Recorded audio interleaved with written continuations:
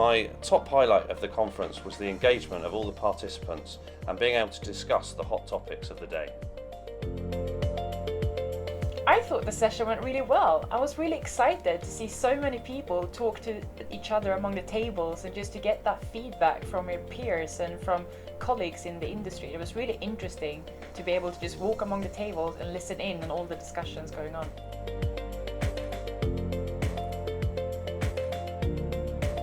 I can't wait to follow up with part 2. I look forward to talk about lessons identified, to talk about lessons learned, and to talk about how you can be better as an organization.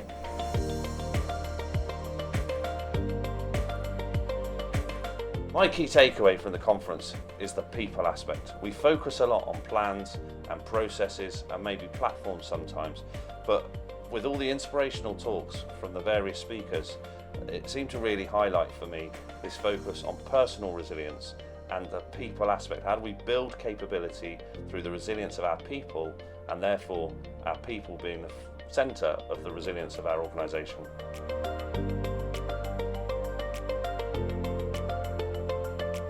So when it comes to trends, what I heard during the day was definitely more people talking about capability compared to compliance.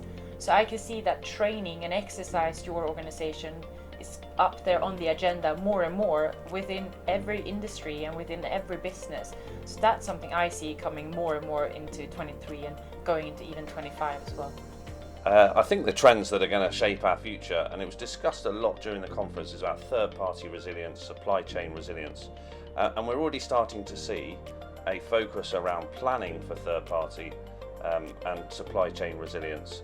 But I think we're going to take that one step further, and I'd like to see us training and exercising with our third parties in much the same way that the emergency services do. We talk a lot from the emergency service about multi-agency training and exercising, and this is no different. And I think we've got a lot to learn in the commercial and the corporate world around the future of resilience and the real trend that we train and exercise alongside our suppliers.